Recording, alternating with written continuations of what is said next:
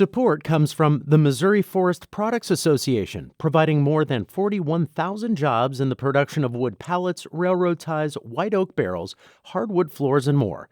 Details at choosewood.com. This is St. Louis on the Air from St. Louis Public Radio. I'm Elaine Cha. Later in the hour, we'll get Sauce Magazine's recommendations for top new spots in STL. And we'll hear a reporter's tale of almost didn't make it from one of our show's very own, producer Danny Wissentowski. But first, making Sunday a run day for Black and brown folks in St. Louis. What is a safe space? It can be a location or a physical area, but it's more often about people getting together on purpose to do something or just be together, and to do so with a feeling of relative comfort and both personal and collective safety. The St. Louis Run crew covers all of that ground and more, literally. Here to talk with us about starting the group, the gaps it fills for Black and brown runners in STL, and whose faces, paces, and laces it's been drawing, we have Ricky Hughes, founder of the St. Louis Run crew. Ricky, welcome, and thanks for running into our studio for today's show. Thank you, Elaine. You all just started off with some Nelly. I mean, I feel right at home up in here for sure. That's what we want you to feel. Yep. Now, as far as the running goes, how long have you been running, and what first motivated you to lace up? Yeah, so I come from a track background, just to be real, but this was 12 plus years ago, but 100, 200 sprints, never long distance, ever. So I've been running, I guess, long distance for about 2 years now. Okay. And what sparked me were two main catalysts. It was the pandemic. I was depressed, just having anxiety in the house, but the real fire was when I saw the video of Ahmaud Arbery being killed. And that day I went to get a Apple Watch. I don't know why I needed an Apple Watch I needed to track my runs, right? Sure. So I got Apple Watch, some shoes, and I started running out of my house. I couldn't even run a mile at first. But it just changed my life mentally. Okay. It was what I needed at the perfect time. Mm-hmm. Yeah. Was there anything that you were expecting to find when you started running? So there's release of your energy, getting your body moving. You're talking about Ahmaud Arbery's murder as being something that sparked it. Was there anything else that you were expecting from running as a new activity? Wow. That's a great question.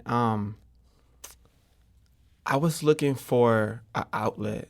I was looking for an escape out of my head. I was angry. I was furious at what I saw in that video, and I just felt like I needed to do something.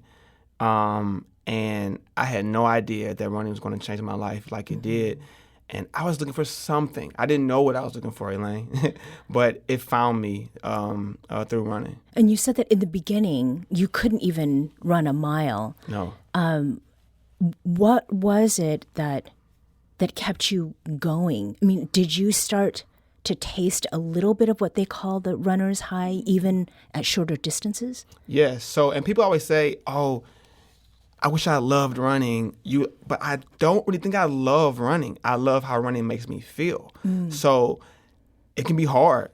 It can be tough. It's like you versus you, but it was how I felt after I ran. Like mentally, I would say even spiritually. I wasn't even tapping into the physical benefits, even though I know it's come in that vein, like how it helps our people physically. But it was just how it made me feel. It made me feel free. It made me feel confident in myself. And I fell in love with how running made and makes me feel. Yeah. So what was it that turned that personal interest in running into starting the St. Louis Run crew? A lot of things. I want to really quick preface. So I didn't start running. I started walking. I would walk because I couldn't run a mile. So I would like walk, then walk, run, then walk, run. Because I wanted to be known that I didn't just hop off the porch, started running. I started walking. Okay. So, but what inspired me to start the run crew? I didn't want to start a run crew, Elaine. I did not. I wanted to run with other run crews in St. Louis and have my camera and do my content and do my reels and tell my story. But what I saw was all the run crews were all white. And a story, I actually had a friend who is white, and he was trying to make running in St. Louis more inclusive. And as he started to see what I was doing, he kind of said, Ricky, you need to do this. I'm like, nah, I don't want to do a run crew. It was the time commitment. Like, I want to just run with everybody else. But honestly, it was kind of lonely being the only black face at a lot of these run crews in St. Louis. So here we are. I started a run crew, and the very first time I had like 8, 9 people, and it showed me that we need this here in St. Louis. So I got peer pressured by the city to start a run crew pretty much. So here we are. But it was positive peer pressure. Yes, positive peer pressure for sure. So did the lack of sort of seeing other black or brown runners have something to do with the reason you chose to have this crew meet at Kiener Plaza and then to run through the Gateway National Park? Yeah, so I ran with a run crew in LA and Detroit last year. Oh, okay. And they were running through like the downtown area. But what I felt and saw in those spaces was not here. So the reason I chose Kiener Plaza was really, I would love to say because I wanted to be, but it was because the statue Harry Kiener, he's a philanthropist, and they built a statue of him, and it's called The Runner. So I was down in Kiener Plaza, I saw the statue, said The Runner, and it kind of like had an aha moment, like, we got to run through downtown St. Louis. Even we've been there about 2 months, I have yet to see anybody else running downtown in the Gateway Arch. So it was meant to be. So shout out to Harry Kiener. You gave me the motivation to create something in a space downtown that's so beautiful that I want to show people how beautiful our downtown is. Mm-hmm. Yeah. Now, when I've seen you talk about the St. Louis Run Crew, you mentioned that it's open to all, quote, faces, paces, and laces. Yeah. What does that mean, particularly given what you've said about creating something that is really explicitly meant to be for people of color? Yes. So it was created and forever will be created by a black and brown face, right? But I also wanted to be intentional about the mission is to create a space for black and brown people because we don't have that here.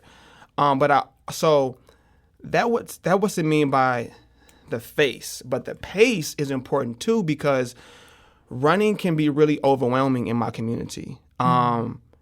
And walking can seem like I don't want to walk, but I don't want to run. So there's no like in between. So I want to be sure that I let people know that no matter whether you think you can run or walk or crawl, it's a space for you and very low entry. We don't go out there running a crazy pace. Some people walk, some people run, some people literally just come and talk, Elaine, because it's created a space for connectivity.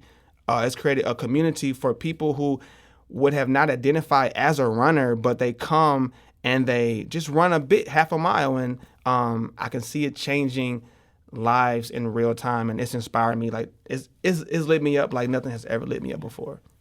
We're talking with Ricky Hughes, who is the founder of the St. Louis Run Crew, about what lit you up initially about running and then how this crew has developed. Who has been coming out? Like, what is the age range? Is there some range as far as where people are coming from? Yeah, that's a great question. So very diverse. So black, brown, white, children. There's actually like a play place right in Kiener Plaza. So some people bring their older kid and they watch the kids playing. Some folks run with strollers with their kids. So as young as 2 to my dad is 77 and he came out. So whole spectrum, everybody's welcome, and like it's really just changed my life to see people come from St. Charles, North Side, South Side, the county. Wow. Even I have had friends that when they come in town now, that's where they're at. Because they know the space is here for them now. So you mentioned earlier that you ran in LA, Yep. which is where I moved here from in 2014, and also Detroit. So what is it that you saw there, and are you seeing some of that now happening here in St. Louis?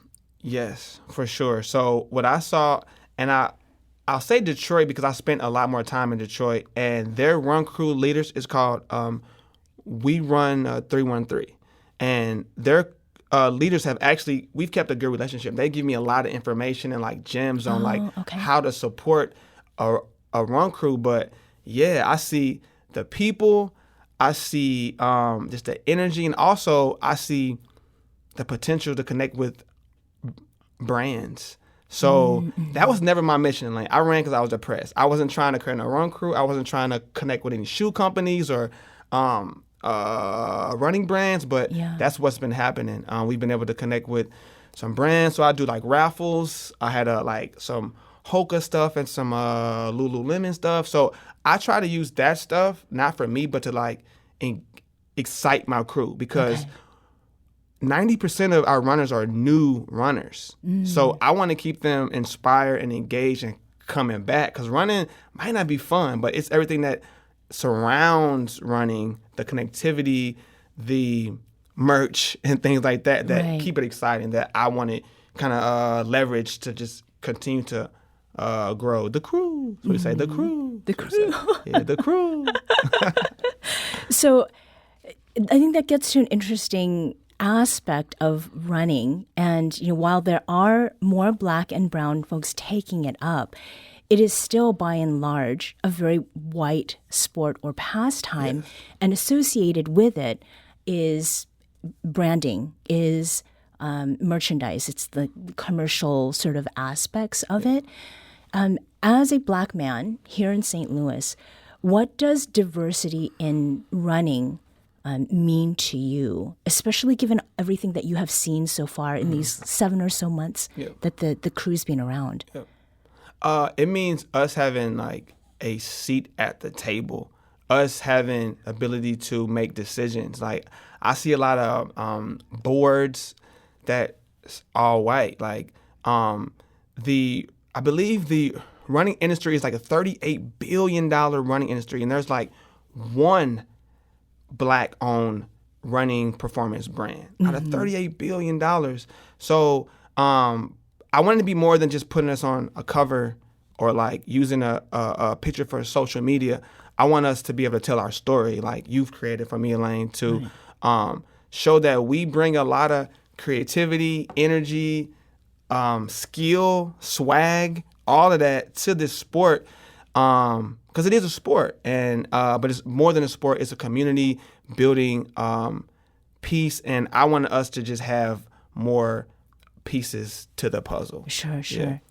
Now, when you have been meeting with folks, you talked about Ahmaud Arbery and what had happened with him. It is safer to run in a group than it is to run individually.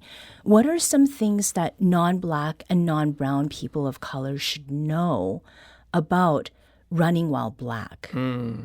That is a great question, because it's important to talk about. They need to know that we have a different thought process before we walk out the door. So I wear a lot of neon green. Like my shoes today are neon green. Our logo has neon green in it because I wear neon green so people know I'm running. It's no like, oh, what's this Black kid doing running through my community? But if I have on neon green, it may think, oh, maybe he might be running. He's not just running from somebody's house. He's running. We think about what areas we run in, what time. When I don't run at night, and my wife like she supports me a lot, and I don't even want her to worry if I don't run at night. I don't run early in the morning if I don't have to, because I don't want to seem like I'm a threat. Right. So the thought process is just totally different before I walk out the door, especially for Black women as well, because it's already unsafe to run as a woman, but as a Black woman, it's even more unsafe. So running together is extremely important. Mm-hmm. Yeah. And is that also part of the reason you've made this crew one that gets together on Sunday morning? It's become that. Okay. Like I said, I just created the crew because people were like, Ricky, you got to create this crew. And I want to give St. Louis the credit for that. But yeah, it's been people that have come to the crew that have met, and now they run through the week on their own. So they formed a relationship on Sunday, but they run it up throughout the week. So that's why I wanted to be just a catalyst for connection. So if you do run, you can meet someone on Sunday so you can run with them throughout the week. Because we had 4 people run a half marathon yesterday, and that's just inspiring. Yeah, so, I was going to ask about that. So the Go St. Louis Marathon was just this past weekend. The crew didn't meet because many of them were running in the marathon themselves. How did it feel to be doing something like a marathon after starting this group like just a little more than a half year ago? Yeah. The group's actually been in since January, so it's been like 2 months. Oh, so it's okay. It's a baby. It's a baby, but we're going fast. But I hobbled in here. I don't know if you saw, but like my knees are like super sore. So it felt like I'm still like in awe, honestly, because I never thought I would run a marathon in a million years. But to be the leader of the crew and to like kind of show the crew in real time, like statistically, that I started off running a year and a half ago and I just ran a full marathon is inspiring to me. And my crew inspires me because we have people that just ran their first races ever, and crew that are preparing to run their first races coming up this spring and summer. So it just means a lot. I'm really in awe of what running has done for me and St. Louis, but it's the people's crew. I'm the founder, but I say this is the people's crew. It's not my crew. So you don't own it? No. If it just was me, Elaine, I wouldn't be up here. Yeah. It's because people are coming out. People are sharing in the experience and sharing in just a story. So, yes. So when folks show up to run with the crew, is there anything you recommend they come prepared with? Some shoes that are fairly decent. I don't mean just go out there and buy like expensive shoes, but it does matter. I don't want you to come out and have a bad experience where your knees are hurting or like you're stumbling, getting blisters. I want it to be a fun experience. So come out, shoes tied, dress for the weather. We don't, like I said, you don't have to even run the whole time. You can come out and walk. People hit me up like, "I'll come, Ricky. I want to come, but I want to get ready." I respect that, but you don't got to get ready. You come, this will get you ready. Sure. Come out, walk, run, chat, walk around Kiener Plaza, and we'll be right back because we don't, no one is left behind. So, yeah, just come out with your shoes tied. Okay. You'll be all right. Ricky Hughes is the founder of the St. Louis Run Crew. Ricky, thanks so much for being here today. Thank you, Elaine. It's one of my first real interviews, so this is legendary. Well, legendary up in here. Let's hope for more in the future. Yes. You can join the St. Louis crew Sunday mornings at 10 a.m. when they meet for Sunday Run Day at Kiener Plaza for a run or walk through Gateway National Park. This is St. Louis on the Air on St. Louis Public Radio.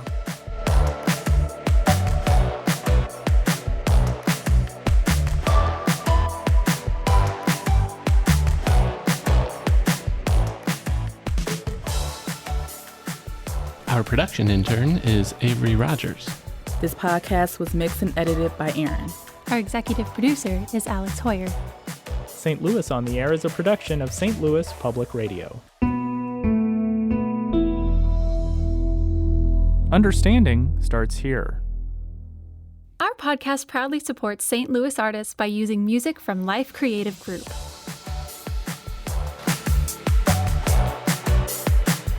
Do you find yourself regularly listening to episodes of St. Louis on the Air? Suggest us to a friend you think might enjoy our conversations. and leave us a review and rating on Apple Podcasts on the App Store. It's the simplest way to help people discover our show. Thank you. St. Louis Public Radio is a member-supported service of the University of Missouri St. Louis.